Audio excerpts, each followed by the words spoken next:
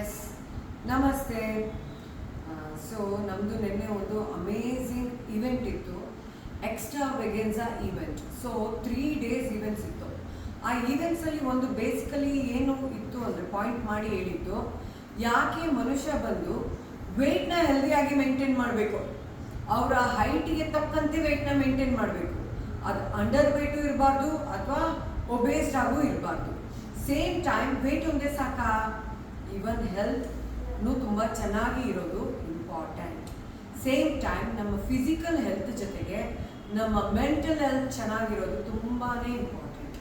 ಯಾಕಂದರೆ ಇವಾಗ ಟ್ರೆಂಡ್ ಯಾವ್ದು ನಡೀತಾ ಇರೋದು, ಜನ್ಝಿ ಆ್ಯಂಡ್ ಆಲ್ಫಾ, ಕರೆಕ್ಟ್ ಅಲ್ವಾ?